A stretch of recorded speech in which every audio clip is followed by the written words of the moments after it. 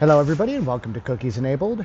I'm Andrew and today we're going to be talking about SpaceX. A bit of its history, why they're doing what they're doing, and where they're going to go from here. So stick around and let's learn something new.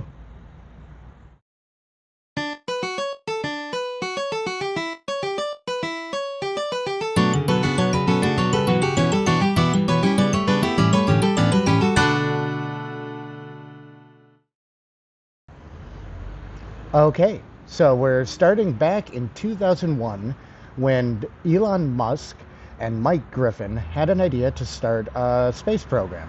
Now, the original concept for this was called the Mars Oasis Project. And the basic concept was to make humans interplanetary. Before we dive into the actual history of SpaceX, I wanted to talk a bit about why they're doing what they're doing.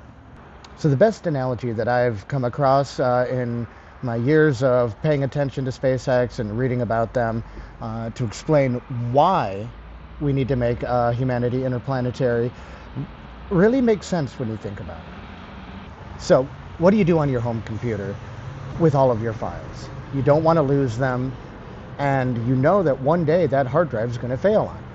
What do? You back up all of your data to an external hard drive or a different partition, however you may choose. The whole point is backing up all of your data. Now, think about Earth as a hard drive and think about life as the data on that hard drive. Now, we're doing everything we can to make life sustainable here on Earth, but as with any hard drive, it is eventually going to fail one way or another. It could be an environmental disaster caused either by humans or just the natural geology of the Earth. It could be a meteor. That has happened multiple times over the history of the planet, and many times they were extinction level events. These are all things we really can't control, and eventually something's going to happen. So what do? You take that data, life on Earth, and you back it up to a different hard drive, such as Mars, the Moon, or eventually an exoplanet if we get to that point. So that's really where the basis for SpaceX came from. It was a way to get us off of the planet and to sustainably colonize some other celestial body. With this in mind, Mike Griffin and Elon Musk decided in 2001, let's start our space program. Now, they really had no idea what they were doing at this point. Musk had not really worked in rocketry at all. He was an engineer. He did have a good grasp on the IT world, however, which was a good start. And with some of his prior projects like X.com or PayPal, he had some money to start off with this new company. Now, their first idea was, let's go to Russia and let's buy some discount ballistic missiles that we can use as a first stage for our rockets. They thought this would be an easy starting point, but it turned out to not work very well in their favor. They weren't able to find the rockets that they really wanted or needed. So they decided to scrap that idea and said, let's build our own rockets. So over the next few years, they started building their company, hiring some of the best engineers and designers and fabricators that they could find. And over this time, you've probably seen some of the old videos. Their first test rocket, the Grasshopper, had some early success, but they knew they needed to go bigger than this. In 2015, we see them really get the ball rolling with the unveiling of the Falcon 1 rocket, which was their first major milestone. At this time, they were also trying to get a contract from DARPA to further advance the company. At this point, they were still riding the struggle bus, trying to get funding and trying to advance the rockets. The Falcon 1, unfortunately, did not... The Falcon 1 was unsuccessful in its first 3 launches, unfortunately, but they were hoping one more launch they could get this contract from DARPA. And they needed that because they only had the money for one more launch. And with the future of the company on the line, they made a 4th and final attempt to launch Falcon 1, and it was successful. And because of its success, they did win that contract with DARPA, for the NASA resupply missions that they hoped would start in 2008. After that, we'll jump forward to 2010 when we do finally have one of the first successful launches, but we're no longer looking at the Falcon 1. Now we have their flagship, and which is still in use today, the Falcon 9. Now, Elon Musk has a penchant for naming some of his ships very whimsically or from pop culture references. This is a good example. The Falcon 9 was named after the Millennium Falcon, and 9 refers to the 9 Merlin engines that power it. Now, at the end of 2010, we also got to see their first Dragon capsule, which would be the main capsule used for many years to resupply the International Space Station or to carry payloads into space, satellites, what have you. This was also the time that they began designing what would now become Crew Dragon. This would be a capsule capable of carrying humans into space and eventually to the space station or further, hopefully. And after many months of testing and changing things and reiterations of some of the hardware on this rocket, and in May of 2012, we get our first successful cargo resupply mission to the International Space Station. And also in 2012, bolstered by the success of these resupply missions and that cash influx from NASA, this is when they started working on their reusability testing. Now, we talked earlier about getting humans off of the planet and making us a multiplanetary species. One of the big hurdles behind that is cost. Spaceflight has always been prohibitively expensive, and in order to get enough people to Mars or the moon, they really needed to cut that down. And the best way to do that is to reuse the rockets. Now, think about it as if you took a flight from, say, Denver to Singapore or wherever, and that was the only flight that airplane could ever take.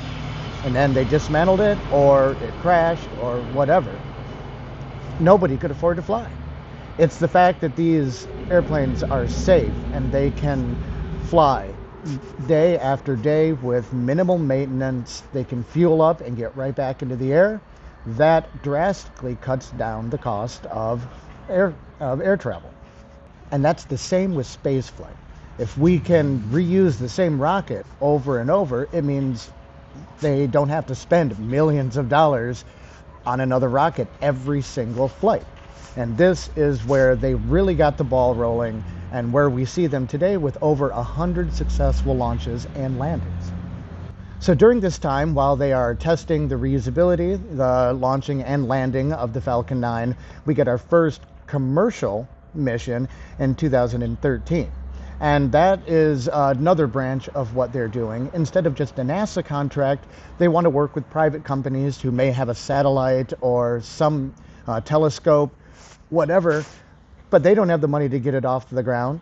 They don't have the rockets to do so, and SpaceX does. And if it's reusable, that cuts down the cost on the consumer as well. Now, during all of this, they were still working on the design and testing for Crew Dragon, and were ultimately awarded the contract by NASA for what is called the Commercial Crew Transportation System.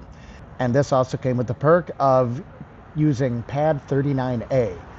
If you haven't heard of Pad 39A, it is the famous launch pad where the Apollo missions launched from. And now it would be used once again to return astronauts to space aboard American rockets. Shortly after this, in 2015, they announced the Starlink internet satellite system, and this was to provide unlimited access to the internet from any location on Earth. They're still working on it. They have roughly 2,500 satellites in orbit right now, and by the end of the year, we're hoping to have 4,000 satellites, which will blanket the majority of the Earth and allow anybody to have high-speed satellite internet. Now, Starlink is only one of the projects they're working on currently, but it will be important as the technology behind it is going to be incorporated into a lot of their future hardware and important to a lot of their future missions. So this brings us to mid-2015, and this is when they get their first unfortunate setback. The cargo resupply mission CRS-7 to the International Space Station unfortunately suffered what they call a RUD, which is Rapid Unscheduled Disassembly. As I said, he has a penchant for fun little names like that. Now, this being their first major setback, they did have to redesign certain parts of the rocket in order to prevent that from happening again. There was an issue with just a 2-foot steel beam that supported a helium tank, and once that tank ruptured, the mission unfortunately blew up on ascent, or as I said, an RUD. Now, the year did have a happier ending, and this is when we see the first landing of a Falcon 9 rocket on one of their drone ships. Now, these drone ships are roughly the size of a football field. They are autonomous, and they allow a more efficient trajectory for the booster to get back to Earth. Instead of having to turn around and land back at the pad, it can follow its arc and land out in the ocean. This particular drone ship was titled, "Of Course I Still Love You." Today, we have 2 more drone ships alongside that. Please read the instructions and a shortfall of gravitas. Again, those names. So, space is hard, space is expensive, space wants to kill you, and so we're not out of the woods yet with some of their failures, unfortunately. In September of 2016, we saw another failure of a Falcon 9 rocket, this time during a static fire test, but after investigation, they decided to ground all of their flights until January of 2017 so that they could fix the rockets, figure out what design changes should be made so as that would never happen again. And in March of 2017, we see them come back swinging with the first launch and landing of a reused rocket. They call this flight proven. And they've been getting very, very good at that, with dozens and dozens of rockets being reused and flown. Record so far is 12 times, and they just keep going. And now we get to what I say is the best part, Starship. Starship has went through many different versions. At one point it was called the BFR, or Big Rocket, again with the names, and now it's just known as Starship. And we saw this production begin in a tiny little town of Boca Chica, Texas. At the same time, Starlink is getting off the ground. We had the launch of our first 60 Starlink satellites in 2019, and as I said earlier, that's grown to over 2,000 already. Also, in 2019, while they are working on the prototypes for Starship, we did see the first manned mission to the International Space Station as well. They called it Crew Demo, and that was with 2 astronauts, Doug Hurley and Bob Bink. Now, while I'm describing this, I will have some images right here to my left. This is when we saw another fun little thing in these Dragon capsules, is what they call their zero-G indicator. And that's basically just some stuffed animal that shows when they hit zero gravity during free fall while they're on the way to the space station. The first one was a tiny little stuffed globe, and funnily, after the launch, that sold out online in record time, probably a matter of minutes. I know because I tried to find one and they were prohibitively expensive on eBay already. So throughout all of this time, they continued to iterate and test and modify the Falcon 9, and we are now what they call Block 5, which is the 5th version, and the one they plan on sticking with for quite a while for most of their launches. We saw Falcon Heavy launch a few times, and there will still be more launches of that. Falcon Heavy is 3 Falcon 9 rockets bolted together, basically, with a heavier cargo on top. If you're not living under a rock, you've most likely seen the test mission for that, where they launched Elon Musk's personal Tesla Roadster into space, which is now in an orbit around the Sun and Mars. And we will continue to see more missions using Falcon 9 in the future. However, the next major step for them is going to be Starship. Now, they're still working on that design. It started in 2019 with what was called Starhopper, and it looked like a giant chrome water tower that just hopped about 100 feet up and landed next to it in their testing site. Then we saw multiple versions of Starship for prototyping. Started with SN5, they called it, Starship number 5. And that was in January of 2020. Fast forward a little bit, when we get to SN8, that was relatively successful, but it did blow up on landing. However, it did reach an altitude of almost 8 miles. 2 months later, we saw the same thing happen with SN9. It made it to the height of it that it was supposed to, but it did crash once it was trying to land. Again, nobody has ever tried this before, and they're still figuring it out. Now, this was during the height of the pandemic, and that did slow down some of their research and fabrication. So it isn't until 2021 that we saw the next launch of SN10. This was more successful. It made it to its acceptable height, and it landed. Unfortunately, something went wrong during the landing, and just a minute or two after it was safely on the ground, that one blew up as well. Roughly a month later, we saw SN11 launch, and once again, it made it to its acceptable altitude. It landed, but this one did blow up on descent. Roughly a month later, we see SN11 launch, and that one, unfortunately, also exploded upon descent. And in May, we saw the first successful landing with SN15. Now, you'll notice they went from SN11 to SN15, and that was because SN12 through 14 were based on the same design as SN11, but they had made some modifications, and they decided to just scrap those prototypes and jump directly to SN15. Now, we had the Falcon 9, we had the Falcon Heavy. Those were still based on the Falcon 9 concept. Super Heavy is the booster that will carry these starships to orbit and beyond. Think of it as just a really, really big Falcon 9. It is going to be one of the most powerful rockets ever built by humanity, powered by anywhere from 27 to 32 engines instead of the 9 from Falcon, and fully stacked with the Starship on top. It measures 420 feet, and given Elon Musk, I don't think that's a coincidence. They are currently working on a new launch and recovery tower, which they nicknamed Mechazilla, which will use 2 arms, what they call chopsticks, to catch the rocket as it lands, instead of having to move it from its landing site to the launch pad. It will land directly back on the launch pad.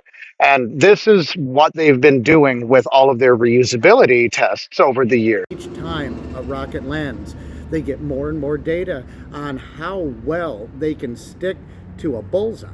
And they've gotten pretty good at it, within a few feet almost every single time.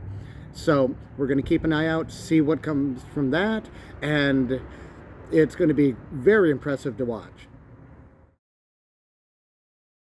So currently they're working with Starship number 20 and booster number 4. These 2 will most likely be the first to make it into orbit or suborbital. We're not quite sure yet, but once the FAA clears them for some more tests at Boca Chica, we will see that most likely within the next month or 2. So we've covered the history of SpaceX, where they came from, the reasoning behind what they're doing, but what's next for them? Well, it's still going to Mars. They have built up an impressive infrastructure at multiple sites to allow this to happen, and continue to do so every day. We have the facility in Boca Chica, we have a facility in Florida, a facility in California, and Florida is about to get a new launch tower as well. For Starship, they are building a new pad called 49A at the Kennedy Space Center, and this is going to be the main East Coast launch station for Starship. Now, we have barges to land the Falcon 9 on in either ocean, the Atlantic or the Pacific, but where do you land Starship? That comes down to 2 old oil rigs that they purchased. Again, with the names, they were named Phobos and Deimos. Those are 2 moons of Mars. Now, these 2 oil rigs will become the main launching and landing zones for Starship. Main reason is Starship's big, it's heavy, it's loud.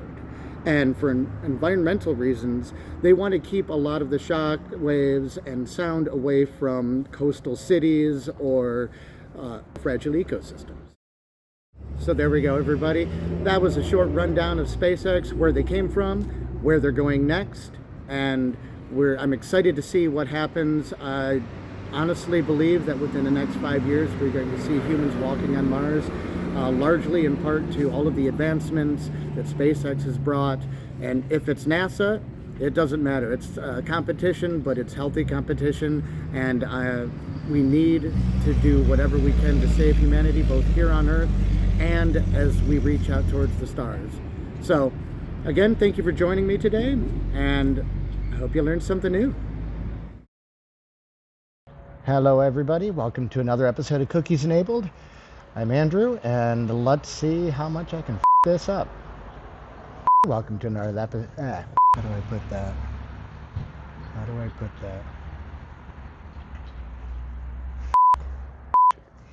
that? No, that doesn't work. No idea what's going on there. Someone's getting arrested. Probably.